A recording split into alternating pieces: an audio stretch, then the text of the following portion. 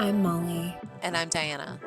We went from local BFFs to long distance ones who talk so much it's like we live together. Since we know we're not the only ones with this kind of connection, we decided to open up the conversation and invite you inside. Welcome to Long Distance Roomies.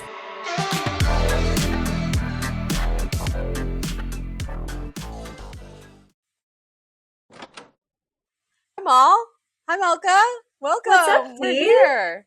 We're here, Love episode it. 3.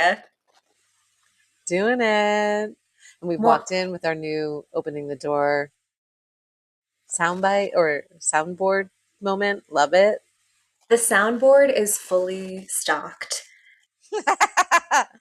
It is, and no, I'm hopeful that episode 3, unlike episode 2, we only need to do this one time as opposed Totally. to twice.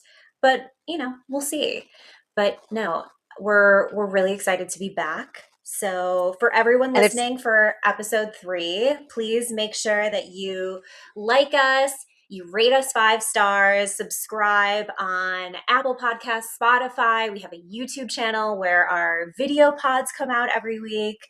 And make sure that you're sharing with all of your friends, all of your close roomies, all of your long distance roomies, everyone. Exactly. Your boy roomies, your girl roomies, any roomie that you want to have into the residence. Share. Like, subscribe, comment, all of it. The engagement matters. It matters. We all know it does. We're growing. Yeah. And one thing that we would love for you to do as part of our audience is if you have any questions about life, love, friendships, career, whatever else, let us use our hard-earned wisdom to... Or as my mother says, the wisdom purchased with grief. Oh boy, has there been a lot of that with both of us. Yeah. Like, let us help you. DM us your questions at Long Distance Roomies Podcast on Instagram, or send us an email, longdistance.roomiespod@gmail.com. We would love to hear from you and answer your questions in a future episode. I sneezed through that. I tried to keep it quiet. I hope it doesn't come on the soundboard, on the recording, but you might hear like a gulp. And that I didn't was hear a thing. Really? Okay, good. I did not hear that was like a almost thing. Painful.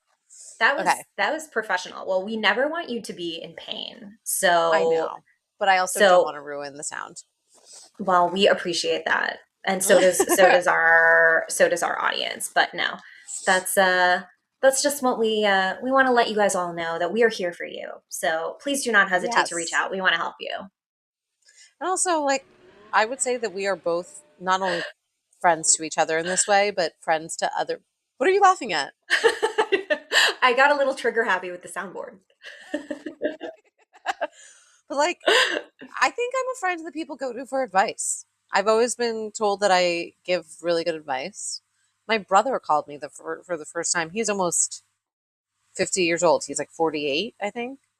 And he called me the other day and asked me for advice. So, get in line, people. Okay? Yes, we're ready. I think, both of us are very old souls. We have wisdom beyond our years. We're both people who are friends, family, neighbors, colleagues, whoever come to us for guidance and advice. So just want to put that out there for all of you guys as well. Okay. So now let's go into our...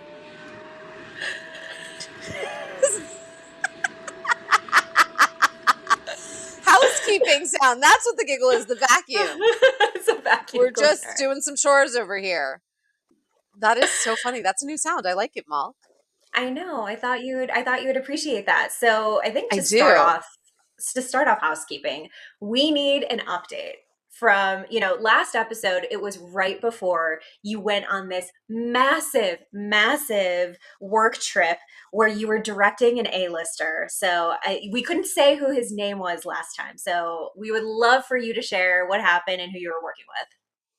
So for the last 10 days, I was working with a couple different clients, but the biggest client that I was working with was the one and only Will Ferrell. OMG. And I was directing him one-on-one by myself, no other crew, just me, as he was dressed in his character Lonnie the Hawk. I guess if I'm going to be really committed, I should say I just spent the last 4 days or 4 of my work days interviewing the greatest golfer of all time, Lonnie the Hawk Hawkins. And I had the Amazing. distinct pleasure and privilege to follow the Hawk through Pinehurst, North Carolina, when he got inducted into the Golf Hall of Fame. Wow. I had the pleasure of following him around New York City and Times Square and watching the World Cup game with him last week. Then we went into Central Park together. And then we went to the Hamptons together and spent the day in the Hamptons. Everybody about the greatest show of all time, the show about his life, Lonnie the Hawk. And then on Wednesday, I was in Cromwell, Connecticut for the Pro-Am, following him around while he interviewed people. And yeah, I just had honestly the most incredible creative experience that I've had to date. I didn't expect Lonnie the Hawk to be so funny. I didn't expect. That's shocking. That's shocking that you didn't expect him to be so funny.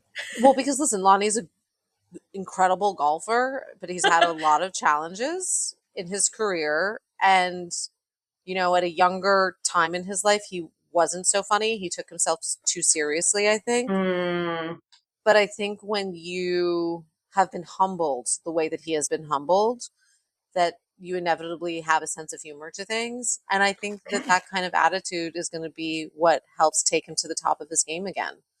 Well, both of us are such huge golf fans. So, right. I'm being facetious. See, right, exactly. I didn't like golf until I met Lonnie, and now golf is my favorite sport. Wow. Yeah. That's a huge turnaround, like complete 180 for you. I don't know if I would ever be able to say that, but well, I just have a because little you bit haven't of met Lonnie yet. This If you is were true. to meet Lonnie, this is that true. would change. That would change for you. I He have has a that little effect on people. I have a little past relationship trauma with golfers. So, it's a little tough for me, but Lonnie's a different story. So it's very and that's something possible. Lonnie hears all the time. And Okay. if you asked his wife, Stacy, I'm pretty sure his name's wife is Stacy. Stacy would say the same thing. But when you're just one-on-one with Lonnie, he's so full of riz. It's really hard to have anything against the game. I can see that. Now, there was this viral video of him in Central Park that I thought was so hilarious because my favorite movie of all time is The Big Lebowski. So you have to tell this story. Well, so I was directing Lonnie through Central Park with his caddy, and they were golfing through Central Park, and we were trying to find bits because we're building Lonnie's Instagram. So I'm trying to get as much content that we can use in an evergreen way, but also in a relative way to the promotion of the show, which is the show about his life, the greatest story of all time. And when we were kind of around in the afternoon, and it was Juneteenth, so it was a national holiday, so there were a lot of people just hanging out in Central Park, and I saw a bunch of hippies playing music and smoking the reefer, and I said, Lonnie, I think you should go sit with those guys over there and start talking and hanging out with those guys. He was like, really? You think so? It's like, Lonnie, I think you should definitely spend some time over there. And we walked over there, and lo and behold, was Jeff Bridges. And the funny thing about it was you couldn't really tell. Was it Jeff Bridges? Was it not Jeff Bridges? Is Jeff Bridges also on Ozempic? Who's to say? And Lonnie wasn't sure either. And Lonnie he took that man at his word, and that man said he was Jeff Bridges, and Lonnie just took it on. And he went with it. So we had this incredible moment where the greatest golfer of all time met the greatest actor of all time, and just through Central Park. It was really, really special. I would have done anything when I was living in LA to work with Will Ferrell, and all of a sudden here I am living in New Jersey working with him. So it really it's all in due time. Giving you your snaps. This is huge. Thanks, now babes. I'm so excited for you and so proud of you. Thank you. I saw this really interesting study that I saw on a reel by this woman. Her name is Dr. B Unfiltered, and she's like a Mm-hmm. sex therapist, but Ooh. she also she has ADHD and she deals with a lot of clients who have ADHD. I have ADHD, so it's very appealing to me. And this in this reel, she was talking about this new study called "Liking You Doesn't Mean I Want Your Dick Pic." And it which right right Yes. Yes. In so fact, it almost always means I don't. yes, okay, so Okay. basically it was a study that was released in the archives of sexual behavior. It followed 218 women, That's an and interesting number. it is an You interesting think she had number. 220 and then 2 dropped out? You never know. I mean, it could have started Okay. at 250. It's like you never Yeah. know. And whether or not the woman had shown previous like sexual interest, romantic interest in a guy, when she received an unsolicited dick pic, it increased her anxiety, her anger, her hostility, and her sadness, and it decreased happiness and feelings of power. And the only women who Wow. right? The only women who responded more positively to those unsolicited dick pics had internalized myths about cybersexual violence. And What does that mean? so basically like they believed in the patriarchal bullshit, and they were like But they were what's cybersex? Is receiving a dick pic cybersexual violence? Okay. Okay. an unsolicited dick pic. An unsolicited dick pic. Yes. Cybersexual violence. It is a form of cybersexual violence. It is, for sure. And then and then in this study, they also looked at what happened when these women were talking about their experience publicly online of getting an unsolicited dick pic. And the responses that they documented from men were complete minimization and then victim blaming the women for getting these dick pics. And Even I though they just, were unsolicited. yes, like, oh, you must have done something to make him want to send you this dick pic, which is, I feel like, the perfect encapsulation of the patriarchy and misogyny and just, I don't know. I thought it was really interesting because I'm lucky in my life. I haven't received a lot of unsolicited dick pics, but when I have gotten them, it is always such a turnoff, and I feel violated. Totally. And I didn't realize, like, that's what I'm piecing together and connecting right now, cybersexual violence, because I have definitely received those before. I also saw this ad. A female quotient had posted it, but I'm not exactly sure which organization made it. But it was a metaphor. It was about consent. And it's this girl going to a restaurant, a diner, and she sits down at the counter, and the waitress, and it's all women, there's not a single man in the ad. This girl sits down at the counter, and then the waitress comes over and purposefully spills chili all over her. And she's like, I didn't ask for, What? like, why did you just do that?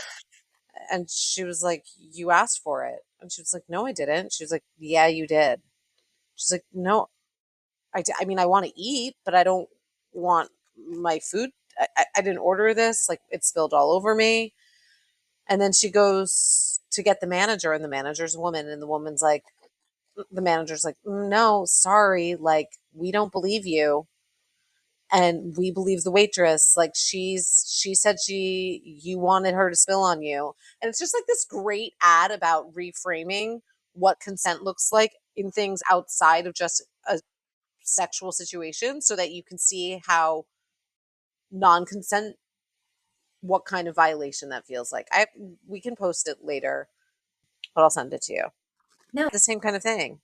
it is. And it's the victim blaming that is Yeah. so infuriating. I don't know. I feel like there is nothing good that can come from sending an unsolicited dick pic. Let's get into our dirty laundry. You heard Our that washing machine confessional going. section. Oh, you know it. And by the way, just so you know, I will be folding laundry when we're done here. Ooh, how And aligned. steaming my nice clothes. Yeah. I prefer steaming over ironing any day. Yeah, and like I'm trying to cut down on my dry cleaning bill, so I'm a steamer. Yeah. Well, we've been talking about how we're both in this moment of celibacy and taking time away from dating. But there's a little bit of a shift in my situation. Ooh. I am still celibate, but I did dip my toe back into the dating world a little bit. It was very unexpected with someone who I've known for a couple of months, and just we were friends, and he's followed my social content about dating, and then he's been following us on Long Distance Roomies, and so he reached out to me and he wanted some advice on this girl that he was trying to date. And we were DMing a little bit on Instagram, and then I was like, hey, just here's my number, we can chat, it'll be easier. And we were chatting, and I was giving him some advice about this girl that he wanted to date. And then he's like, oh, what are you doing tomorrow? I'm going kayaking on the Colorado River. Do you want to come? And I was like, and Wow, so how we, big of you? I would have been like, boat, alone, on a river. Sounds like a possible place to be murdered, but you sounds know, good. I knew him. Like I've been to a party at his house. Like I know who this person is. He's a respected member of the community. So, and I love kayaking. I was like, I haven't gone kayaking on the Colorado River before. That sounds really fun. And so we went, and I went into it and I was like, I think this is a date. Mm. I think this is a date. So we went kayaking, and it was great, and we had really good conversation, and he's really interesting, kind person. We had fun.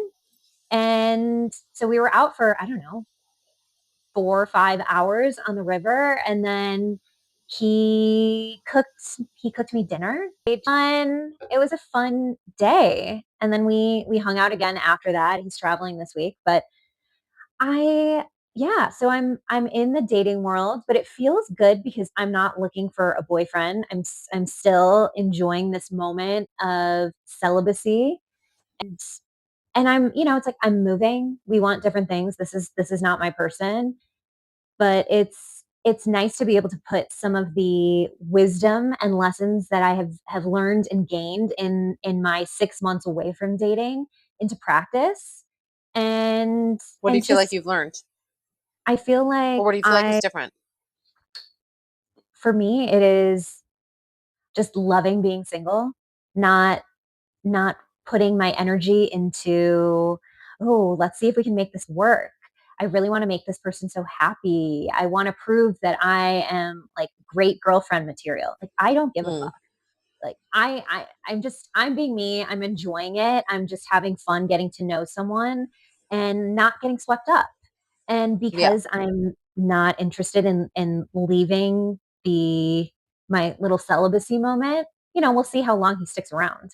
But this is someone who could be a good friend. But he sent me this video of Matthew Hussey talking about who should pay on a date after I was telling him about our episode our last episode. And and this video was really, honestly, to me, repulsive. He's like, yeah, I agree with what Matthew Hussey says. And he was basically saying that women, if a woman does not offer to pay for half of a date, then she doesn't have good manners. And I was like, what? I'm not offering to pay. If you're asking me out on No, a date, I'm not if you offering to don't pay. pay for a date, you don't have good manners. Well, and that's what he said also.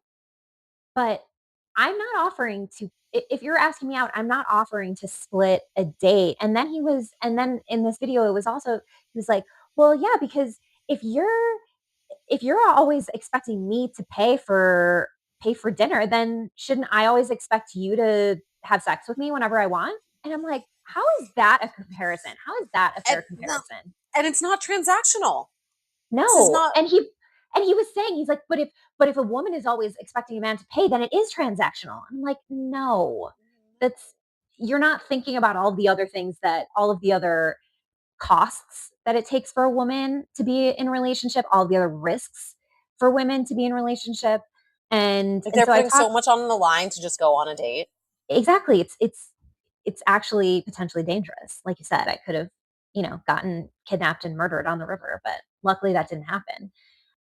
But I talked to him about this, and then he's like, "Oh yeah, actually, I totally agree with you." But it was a little dicey for a moment. So I'm like, if this is what you actually believe, then I don't think there's any much chance for us to move forward. But you know, we'll see what You guys had a happens. constructive conversation about it. We did. We did. So, yeah, and we actually, when we were driving back from the river, we listened to the first episode of the pod together, and that was my first time listening with someone else. And he's like, how does this feel for you? And I was like, it feels great. I love our show. And Yeah. he was really enjoying it too. So, Good. yeah. So he's probably going to be listening to this. So, we'll see what happens. But I'll save my opinions for offline. Just kidding. yeah, please don't. Give me your opinions right now. Well, I always appreciate someone who wants to have a challenging conversation, but I don't know if that would be the place that I would challenge a conversation. Right? Yeah. Like I'd rather talk politics than talk that. Opinion. Okay. So what do you think about me getting back into dating right now? It's interesting because when you first brought it up to me, it made me think about if I was ready in my total narcissistic way. It made me realize I'm really not. Like, it made me feel like, ugh. But I'm also like very happy to hear how it feels like getting back on the horse, so to speak, and seeing what it feels like to be riding with some new information. Yeah. So I think we've really considered this to be a time where we're like gathering information. And it makes me also feel excited of looking forward to the moment where I do feel ready and that I will know when I feel ready. And it's interesting to hear you talking about dating, just knowing all the people that you've dated in the past. And it was interesting just now to hear you say how you wanted to prove that you would be a good girlfriend, because as your long distance roommate, and this is how I feel about like you and Sam, my other like divorced friend, and she's in a relationship, but like that there's like I would, and I mean this in a totally heterosexual way, like I'm not, but I would love to date either one of you exactly as you are. Like I don't think that you need to prove yourself as a good girlfriend because you're just so great exactly how you are. And Well, I that very much appreciate that. you're welcome.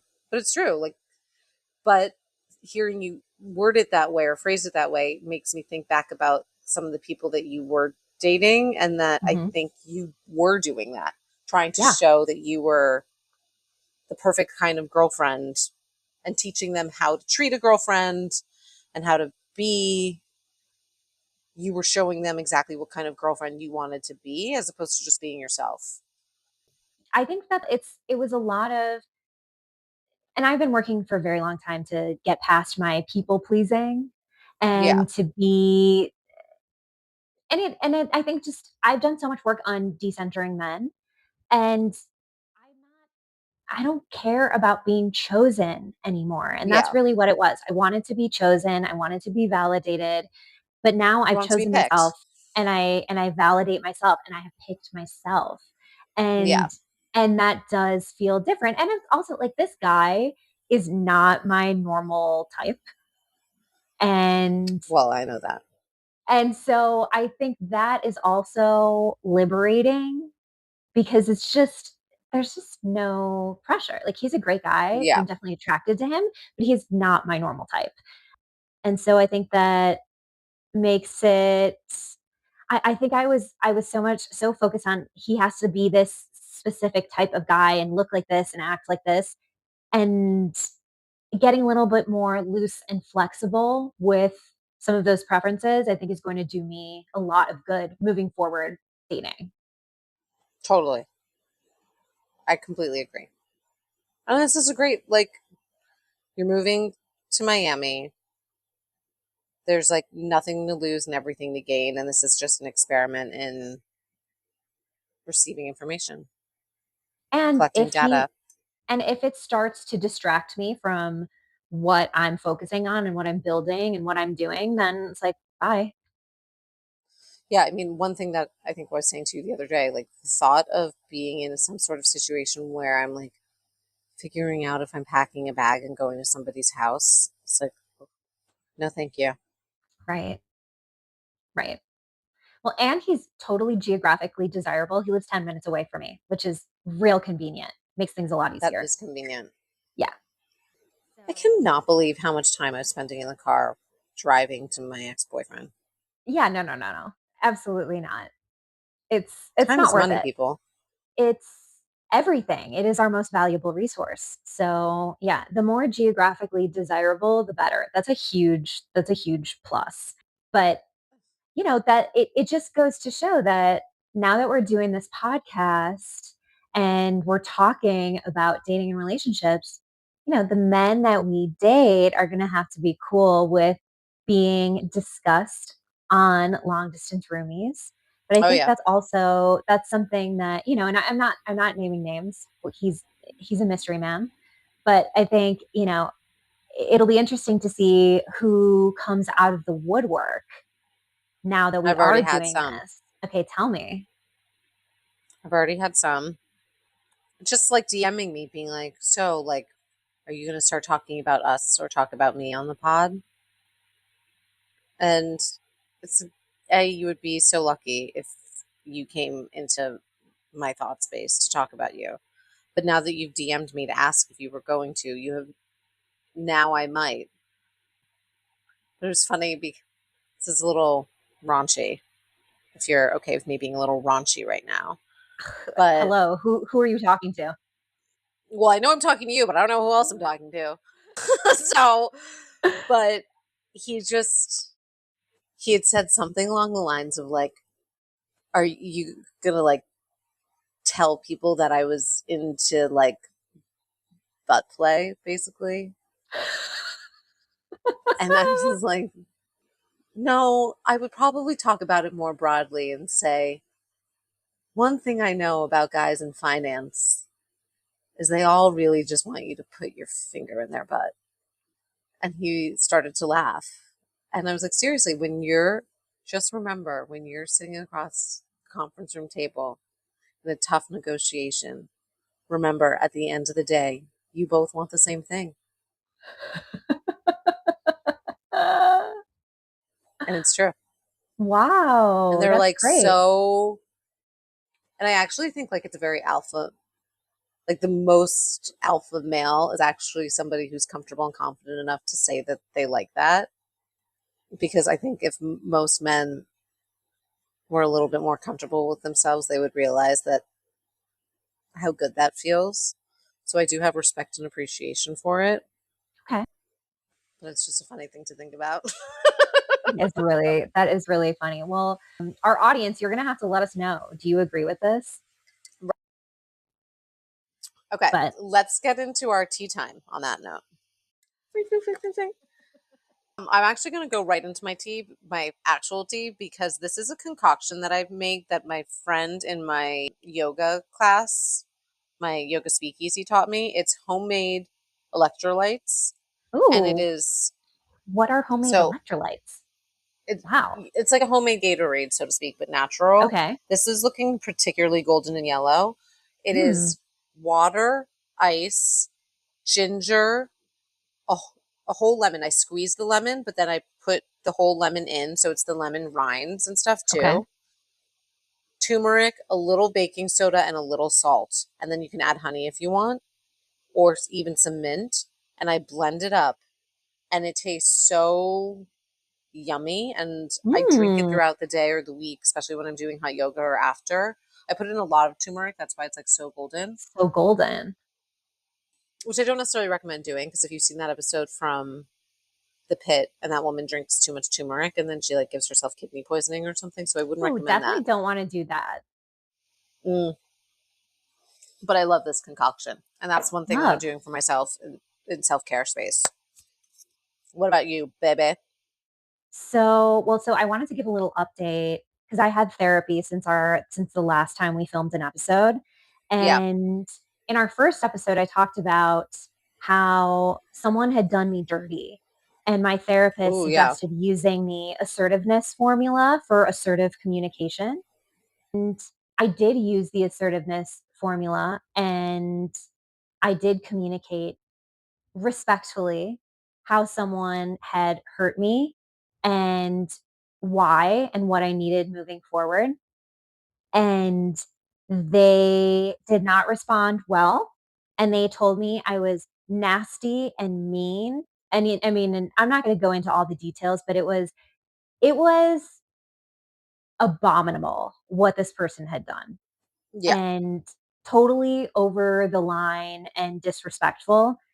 And I showed the text thread to my therapist, and she's like, A+, you communicated exactly how you needed to, and they just couldn't handle the fact that they hurt you. And that is what they were upset about. Is there anything better than receiving an A+ from your therapist? I know. That felt really good. The people pleaser in both of us is like, yes, please, thank you more. Thank you. And I also, because it was an extended member of my family, I also showed the whole thing to my parents when I was in Chicago, and they were both like, you handled that so well, and they were incredibly immature and wrong, and we're really proud of you. So I got gold star from mommy and daddy and the therapist. So what about you? Have you had therapy since our last session, or no? I don't think so. And I actually am rescheduling Monday. My therapist has to reschedule. We haven't set a date. Okay.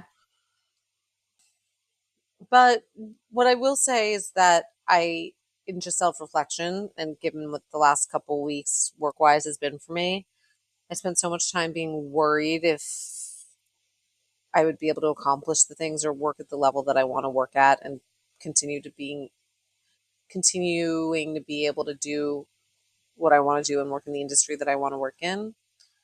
And this week was a reminder that like it's all in due time, and to actually to just live your life and everything will build around it, and to not try and build something, especially when you're a creative person and an artist. It can be so scary in terms of like financial security and everything. But like your art will only be as solid, and your career will only be as solid as you are willing to risk living your life in its freest way, and trusting that it'll all still happen, because as an artist you have to live. And that's what's been happening. So I feel really good about that. Yeah, I think now we should probably move into the energetic weather forecast. And there we go. I was like, it's not working. Oh, there it is. The thunder is rolling. Okay, so this is for the week of July 7th to the 13th. And again, this is just so you have someone else to blame other than yourself when the shit hits the fan. And this week, I'm just going to talk about a couple things that are going on this week. And it's very personal for me because I have both of these placements in my birth chart. And so it's great for me. I can really explain it and let you guys know how it feels. So on Thursday, July 9th, Venus enters Virgo, and it's in Virgo until August 6th. And this is not a happy place for Venus to be. It's literally the worst place where Venus can be. Astrologers call it her fall. So basically it means that like when whatever you love or value most can feel critical and nitpicky and a little bit cold, but it can actually be a really, really good transit because it makes you a lot more selective and your standards get much higher. And it's great for collaborating on something that's very meaningful. But you're going to start noticing things that annoy you about who you're collaborating with, whether it is romantic, platonic, professional, whatever, so it's like whether it's a flippant I hope text we don't get or annoyed at each other. I know. Well, so this is just a good thing to be wary of and to know that there's potential. Yeah. So, well, and it might be since I'm editing the next episodes, it might me being like, hello, I need help. No, I got you. But it's, a lot of it is about reciprocity. But before you start keeping score, ask yourself if you have actually communicated what you need, because Venus in Virgo, and let me tell you from personal experience, it will let you build an entire case in your head and a shitload of resentment without saying an actual word to someone. So communicate, be open, be clear. It's really, really important. Venus in Virgo can actually be really powerful and amazing, but it can be really challenging as well. And then the second transit that I think is so much easier and better and more positive and that everyone will love is on Sunday, July 12th, the Mercury Cazimi in Cancer. And I also have a natal Mercury Cazimi. So this is something that is my favorite part of my birth chart. So it's basically, this is the best day of Mercury retrograde. It's when the sun and Mercury meet. And that's when the static clears, like all of the communication mishaps are cleared just for a few hours. So this is when you're going to get your divine inspiration, your aha moment, your clarity, like, because Mercury retrograde can be a little bit foggy. So this is that moment when you can see everything really, really clearly, which is great. And then this one is in Cancer. And so the clarity that you get is going to be a lot more emotional rather than logical. So something that you've been feeling, but you haven't been able to express it clearly, it's going to become really obvious. And so this is a really good time for journaling, articulating your thoughts. But like I said, it only lasts for a few hours. So take a lot of advantage. But yeah, those are the most important parts of your energetic weather for the week. So dress accordingly. I love that. Well, and it's good for us to keep in mind in our working relationship. Yes. I don't want us to be annoyed, and I want to be communicative with you. It's really important. So I just pulled a card. Fortune's Wheel. Luck and right timing. How about that? So what do you think right now? What is so fortuitous and lucky about this moment in time, do you think? For me personally? Just for us. Well, I think you and I have both wanted to be doing something like this podcast for a while, and we weren't ready, and now we are, and we're doing it, and it feels super natural, and it does, and not in the ufologist way, but in the actually natural way. Great shout. And that, like, everything is timing in relationships and work. And I'm reading this now, and it says Fortune's Wheel, luck and right timing, a turn of fortune. The Fortune's Wheel is a sign that luck has found the right timing in your life. Is there anything more we need to say? No, and it have reminds the magic touch, and everything turns to gold. Oh, well, that's perfect. It reminds me of the idea that, every overnight success takes years and years 10 and years. years and years. Yeah. Yeah. And you can't just There's nothing you can do wrong. Right. Yeah. Oh. And actually, I was talking to you before we started, and I was just feeling kind of like bummer energy, mainly because my rent is going up, and I went to the grocery store, and it was so much. It was $120 to buy like literally 10 things, 15 things. Crazy. But I'm just deciding to have like the blind belief that like good is still coming for me, and that I'm lucky, and that it's all easy. Like and everything with little resistance. Agency. I do. Yeah. Basically, it says, do not wait any longer. Carpe diem, recall your boldest and noblest longing and invite it into your life. The invitation is all that is required. Yay. Okay. I am inviting all of the luck, fortune, and creative energy and partnership into my life. Me too. Okay, and everyone, all of our residents, all of our audience members, these card pulls are for you as well. It's not just for the two of us. Yeah. Hopefully that resonates for everybody. I'm sure it will. Fridge note. Let's do our fridge note. It's that time. Okay. Should I show you mine, or do you want to show me yours? Show me yours. Okay. Now I know what leverage I have over you in the boardroom.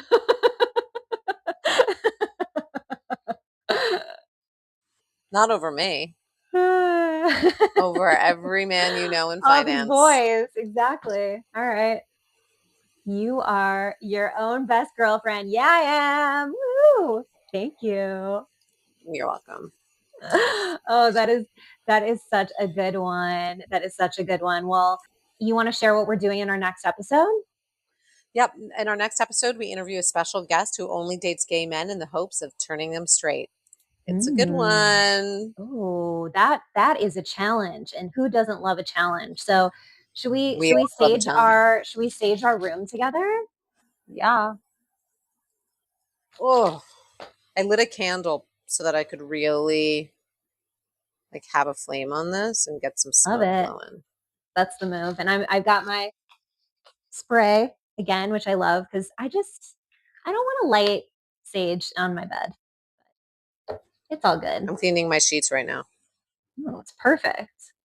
Oh, so good. So, I think one of the benefits of using sage or smudging is that you are clearing out old things that you don't need, whether it's negative energy or things that are stagnant or no longer necessary or beneficial in your life. So, Dee, what are you clearing out right now? I'm clearing out the negative thoughts of lack that I have worked a lot to get out of, and I kind of felt it creeping in today. Feeling that I'm not enough, or that I need to be making more money, or I'm not doing enough in my career, stuff like that. I'm just clearing out that old story because it's not true. It is not true. And I feel like that's what I've been doing with my dating break too, in addition to all the work and finances stuff where I'm clearing out that lack too, but of feeling like I have to prove myself, feeling like I have to, be more, do more, show that I am worthy, but we're both worthy and we don't need to prove that. We already know it. And sharing our gifts. And that's what it is. True we abundance. Are sharing our gifts. Yep. Well, this was a great episode. Everyone, thank you so much for listening to episode 3. Again, share, rate, review, subscribe, all of the things. Comment, engage, share, all of it. All of it. And DM us or email us those questions again. We would love to help you. But in the meantime, we will see you in the mailroom. See you in the mailroom. Bye, everyone. Bye.